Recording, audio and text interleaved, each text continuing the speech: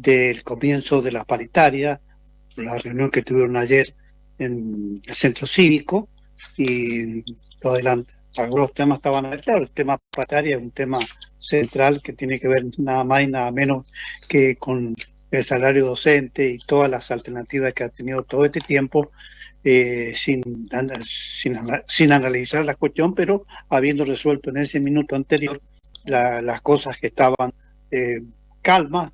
Ahora se acelera todo. Siempre es importante seguir de cerca. Este es un camino que no se da porque el tema inflacionario no se ha ido nunca. Es decir, aquello que te decían, sí, ha bajado la inflación. Me parece que hasta eso tiene un contenido dañino si nos atenemos a lo que significa el salario de una familia. Cualquiera cree que uno dice eso porque quiere quedar bien con uno o con otro, ¿no? Se trata de lo mismo que le pasa a los jubilados y pensionados y discapacitados. ¿Mm? Congelar los ingresos a los jubilados y pensionados es un despropósito descomunal. No tiene parangón.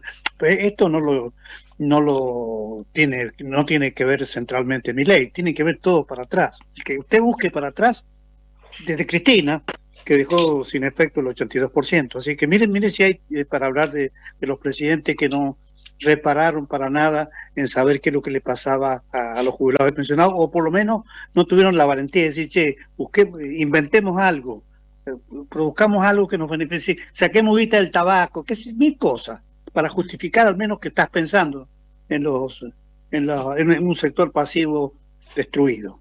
Y yo siempre digo y lo sigo diciendo, los presidentes o lo que sean van por el certificado de disfunción del sector pasivo. Y claro, no me queda otra cosa para analizar si analizo los tiempos. Pero ahora me quiero meter en el sector docente porque la paritaria va a seguir este viernes a las 14 también. En ese día juega Argentina, y vamos a estar preparados todos para... No digo que no vamos a seguir de cerca lo que pase en el sector docente, pero nos estamos preparando seguramente para ese día de la 19 para ver a Argentina con el compromiso que tiene. Así que Daniel Persichella es abogado, es politólogo, es además quien asesora jurídicamente a UDAP de hace muchos años, y siempre es un placer compartir con él y nos ayuda siempre a entender un poquito más de estas cosas que tienen que ver con el salario. Buen día, doctor. Castro Espinosa lo saluda. ¿Cómo va? Buen día, don Castro Espinosa. ¿Cómo está? Mucho gusto. Muy bien, igualmente. Bueno, hubo una reunión, seguramente no rápida, pero digamos, es el indicador que tienen ahora después de la propuesta que ha hecho el gobierno, ¿no es así? Sí, la reunión, bueno, estaba pactada para las 15 horas y terminó cerca de las 12 de la noche, ¿no? Cerca de las 24 horas. Sí, bueno, son largas las reuniones. Lo que pasa es que, bueno, se hacen debates alrededor de los dineros, ¿no? Claro. Juego. Lo que pasa es que, bueno, luego en las actas no se puede reflejar todo. Eso suele no entenderse, pero bueno, con un poquito de sentido común se entiende. Las discusiones son profundas. La síntesis, que es lo que queda reflejado en el acta, ¿no? En el acta no está ahí escrito todo lo que se habla, se discute, se conversa, un sinnúmero de temas se discuten en esa cuestión. No solo eso, se aprovecha para tratar de repasar todas las problemáticas que tienen los trabajadores que representamos. Bueno, pero la síntesis fue que finalmente el gobierno hace una propuesta que la concreta en dos puntos porcentuales al valor índice para agosto, 2 puntos porcentuales para octubre y 2 puntos porcentuales para diciembre, con una revisión en diciembre, volver a reunirnos en diciembre. Y a eso se ratifica lo que ya se había planteado, que es el mejora en 5 puntos porcentuales del radio, en los radios 4, 5, 6 y 7. Fue la propuesta del gobierno. Si bien el acta lo refleja, que nos vamos a volver a reunir, la parte sindical había hecho un planteo que centralmente apunta que nosotros seguimos insistiendo que los índices son una representación injusta de la realidad del bolsillo de los trabajadores, pero bueno, se ha quedado en que los sindicatos van a exponer la propuesta del gobierno. El gobierno ha hecho una exposición muy larga, sosteniendo que conforme índices, los incrementos salariales que ha dado, en general, en el grueso de los casos de los docentes, en términos de índices, ¿no? De índices de porcentaje aumentados al valor índice y en otros conceptos que ellos entienden que es superior a la inflación. Digamos, se sintetiza en la frase política de que los salarios le ganan a la inflación en la tesis del gobierno. Un tema que, bueno, merece discusiones, pero nada es tan así ni deja de ser tan así, la verdad, ¿no? Hay que hacer un análisis detallado, con recibos, con el bolsillo, entre los docentes, franco, sincero, y llegar a una conclusión. A caballo de eso es que el gobierno hace esta propuesta porque entiende, se pone en la posición que no hay una brecha, no hay una diferencia que pagar ahora, que es lo que se había quedado como cláusula de revisión. Y bueno, en síntesis, en el caso de UDAP, va a haber un plenario mañana donde se va a hacer este análisis y hay un compromiso de las partes de reunirse el viernes a las 14 horas para, bueno, dar la respuesta por la aceptación de la propuesta o por el rechazo. En el rechazo podría venir alguna contrapropuesta o no, no lo sabemos porque esto va a ser la materia del plenario. Veremos. Lo que ocurre es que esta urgencia no, no tiene que ver con el fixture del Mundial, si bien hay una coincidencia indudable, inocultable, tiene que ver con que, bueno, comienzan las vacaciones de invierno e históricamente, bueno, siempre el periodo de vacaciones de invierno no es el mejor periodo para hacer consultas y debatir estas cuestiones con los docentes, esta es la realidad. Pero bueno, nosotros vamos a quedar ajustados a lo que ocurra mañana en el plenario. Esto es lo que tenemos hoy por hoy, ¿no? Claro, usted lo dice bien, hay síntesis en esto, hay que buscar la síntesis por lo extenso del diálogo, pero Claro. la riqueza del diálogo la da el hecho de establecer muy bien qué es lo que es estar por encima de la inflación y qué es estar por debajo de la inflación. Claro. Así, a priori, yo digo que esto merece una consideración muy, muy sesuda para no equivocarnos, porque es fácil decir, sí, le ganamos la inflación. Tantos ministros de Economía, tantos han dicho que le ganamos la inflación.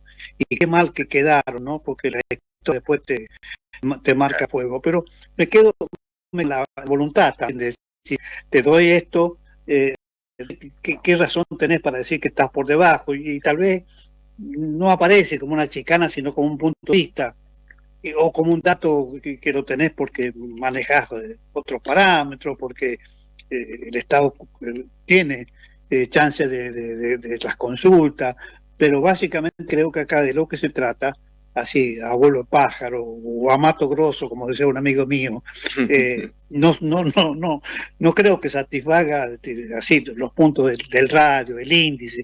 Esto lo conocen ustedes nada más.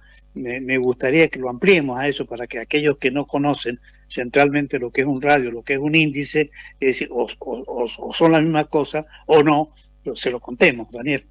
Y sí, a ver, le comento primero lo del radio y luego le hago una consideración más general. El radio zona, en rigor, es un concepto salarial que tiene que ver con el lugar donde está ubicada la escuela, donde está ubicado el lugar de trabajo. Esto nace en los años 60, quizás ha ido variando el sentido, el contenido, pero no deja de desaparecer.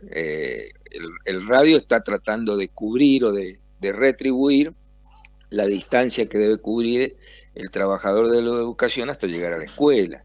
Entonces, obviamente, no es lo mismo la escuela que está en Calingasta, la escuela que está acá en el centro de la ciudad, en la capital, en el departamento capital. conlleva una cuestión básica y fundamental que es el traslado.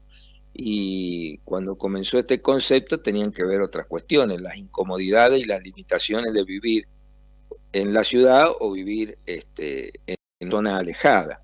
Esto es lo que venía a cubrir el radio.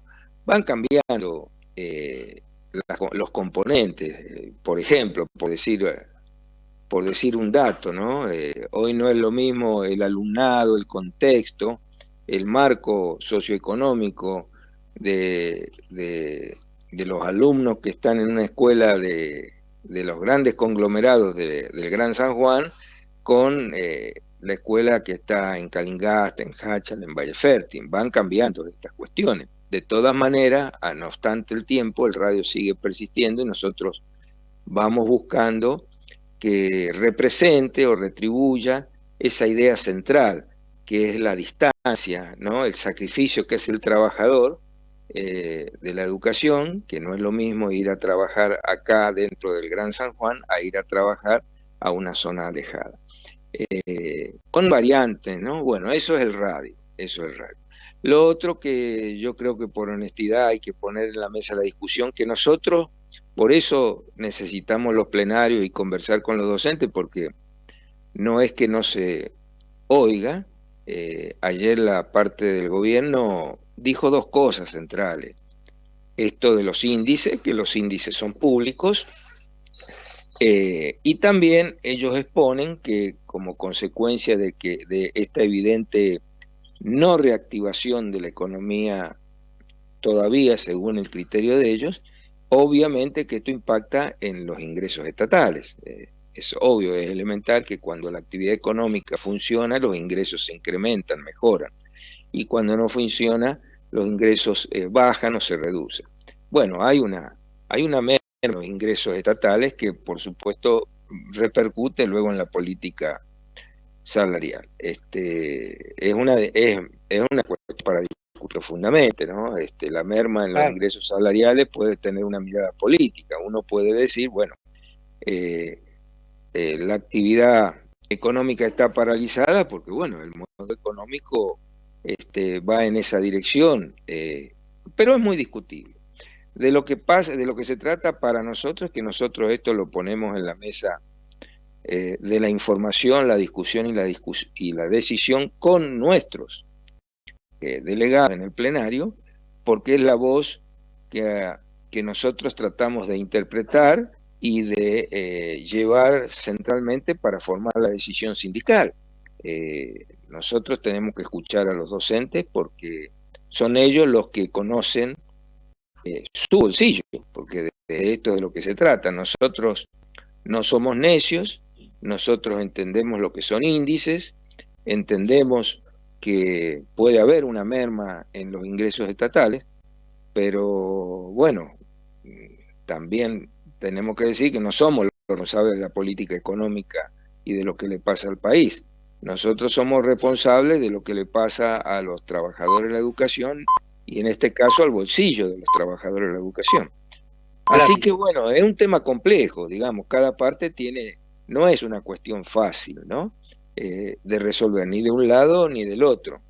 Y bueno, por eso se hacen estas complicaciones, por eso a veces se tarda tanto en llegar a acuerdos y a veces no se llega a acuerdos y se pasa al conflicto sindical. Bueno, no, esto es una cuestión abierta, tan abierta como el resultado de un partido de fútbol, no sabemos qué va a pasar. Bueno, lo transcurrimos, lo vivimos del modo más responsable que podemos. Para nosotros la medida de nuestra responsabilidad es informar adecuadamente y escuchar adecuadamente a los docentes a través de nuestro plenario, que es el órgano que nos hemos dado para darle una forma, una canalización institucional a la actividad sindical de los docentes en San Juan. Ahora, Daniel, y esto es consulta, no abrir ningún juicio de valor, el hecho de que los docentes y los alumnos tengan el transporte gratis o solventado, de ninguna manera eso puede constituir, digamos, un volumen capaz de compensar muchas de las cosas que tiene que gastar el docente, que muchas veces trabaja por encima de lo que tiene y pone todo lo que tiene a su alcance porque está su prestigio, su profesión y su solidaridad también con el alumnado, ¿no? Claro, yo creo que una pauta razonable frente a este tema de la gratuidad del boleto sería decir, no podríamos sostener que es lo mismo ahora que está el boleto gratuito a antes que no estaba el boleto gratuito. No podemos decir es lo mismo o decir no es nada, pero tampoco podemos decir que el boleto gratuito resolvió los problemas de la justicia del salario del docente. Seguramente que es un paliativo que en cada caso y en cada bolsillo influirá de una manera mayor o menor, pero no deja de ser solo un paliativo. Y yo si quiere le doy un ejemplo. Hola, ¿me escucha usted? Sí, claro, perfectamente lo escucho. Si quiere le doy un ejemplo teórico. No en vano, la utopía de las buenas épocas decía que el jubilado tenía que cobrar el 82% de su salario, porque se entendía que el jubilado que dejaba de trabajar se ahorraba un costo del 18%, que era lo que se suponía tenía que gastar para trasladarse al trabajo, para la vestimenta, para los insumos y el consumo de sus comidas, etcétera, alimentos en sus horarios de trabajo. Este modelo, esta utopía, bueno, por eso insisto, sí, seguro que el docente se ahorra con el boleto gratuito, pero bueno, después podemos entrar a hacer muchos análisis. No todo docente viaja en micro, muchos docentes tienen que viajar en sus propios vehículos, algunos porque es todo un progreso, pero otros también porque es una herramienta de trabajo fundamental. Por ejemplo, en los docentes que imparten horas cátedra en distintos lugares, si no tuvieran su vehículo, su movilidad, no llegarían de un lugar a otro. No se puede, porque, bueno, el transporte público tiene sus limitaciones, tiene sus frecuencias, tiene sus horarios, que no necesariamente coinciden con las necesidades horarias de los trabajadores de la educación siempre. Así que bueno, estamos en esta cuestión. No le negamos el valor al boleto único, el boleto único que ha sido una bandera histórica en la Argentina para los alumnos y para los docentes. No se niega, siempre se ha reconocido, es un valor. Lo que pasa es que bueno, es un paliativo y en un proceso donde para nosotros el problema más grave es que los índices inflacionarios no representan la verdad del bolsillo del trabajador. Usted toma índices y no puede decir, bueno, según índice hubo un aumento de X, pero luego usted dice, bueno, esta plata de hoy hace algunas cuentas en términos reales y usted observa que le alcanza cada día para comprar menos cosas. Si se pone con algunos valores de referencia, como decir, bueno, ¿para cuántos litros de nafta me alcanza? ¿Para cuántos kilos de carne me alcanza? Bueno, nosotros hemos hecho la cuenta y alcanza para menos. Entonces, acá se hace la brecha axiológica, valorativa. Entonces, el índice no me garantiza que yo tenga mejor salario o por lo menos igual salario en términos de la capacidad real de la moneda. Y bueno, acá estamos, en esta complejidad que es sumamente dificultosa para una y otra parte. No, por supuesto, además, marcar esa cuestión, cuanto menos transparentar la relación de una cosa y la otra.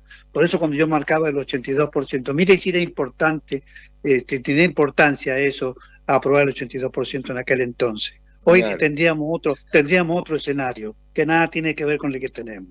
Y significaría, ¿sabe qué? La voluntad de un presidente, no solamente por poner la firma a eso, sino para obligarlo a que, de alguna manera, estudie el modo, qué modelo hay que tener para que eso no sea una carga, que un jubilado en una casa no sea una carga, porque con lo que gana no sirve para nada. Y lo digo con todo respeto a todo lo que haga mucha gente. Me parece que hay que estudiarlo a eso. No dejarlo pasar como que los muchachos creen que No, no, y que cree que se movilizan, van a la Plaza de Mayo y todo. Esa gente va porque va. Además le hace daño ir. No, es una Una deuda deuda que histórica debe dar histórica y vergonzante.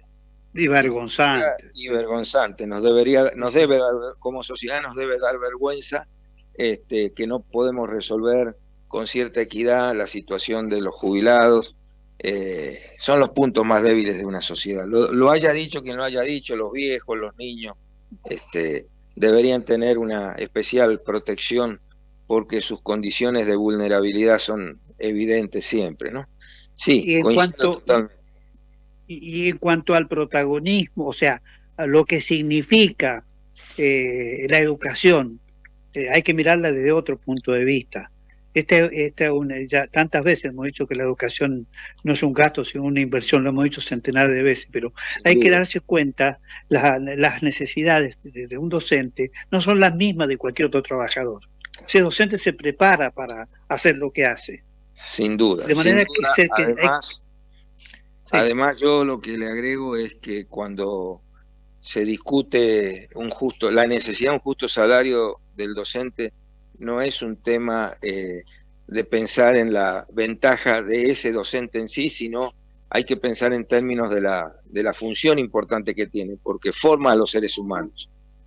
No nos olvidemos que la educación es una actividad donde además de transmitir datos, se transmite valores.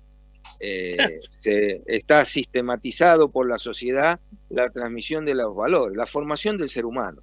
Entonces, mire si es delicado y es importante pagarles bien, porque si usted no paga bien, no puede exigir que esta prestación tan esencial para el presente y el futuro de la sociedad se haga como corresponde.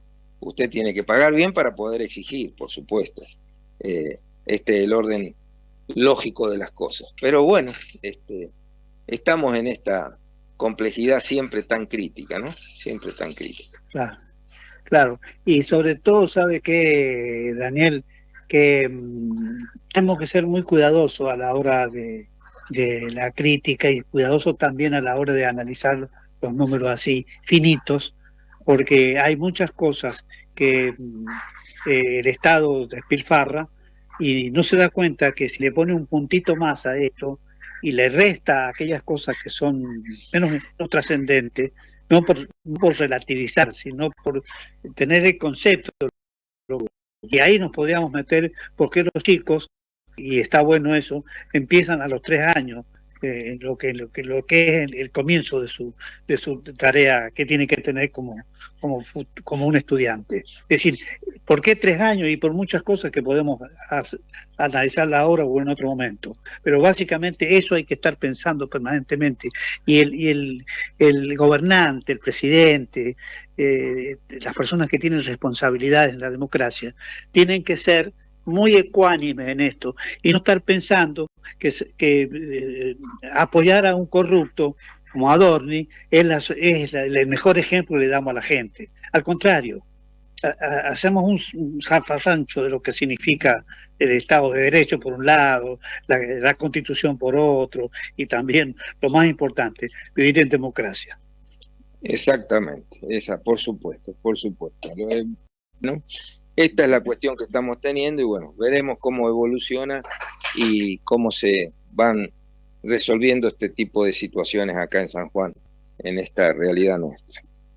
Ahora, doctor, de la reunión que viene, que va a ser, como usted dice, el viernes a las 14, sin duda, ahí va a tener la respuesta y ahí puede ya saldarse todo porque empezamos las vacaciones de invierno, como usted dijo, ¿no?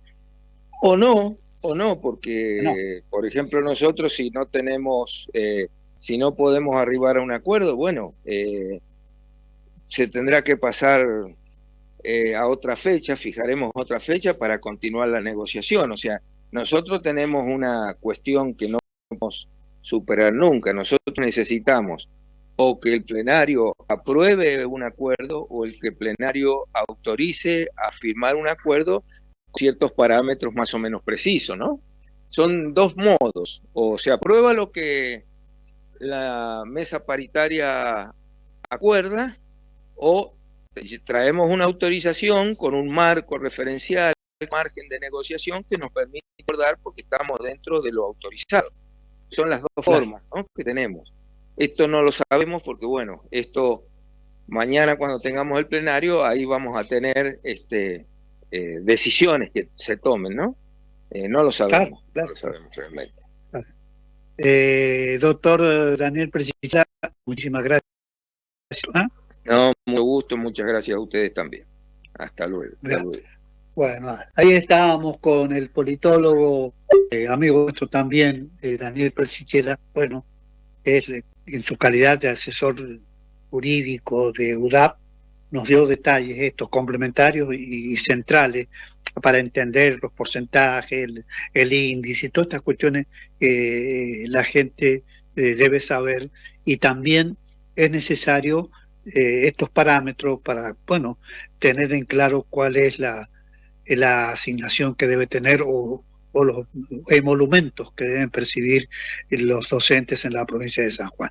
9 de la mañana, 14 minutos.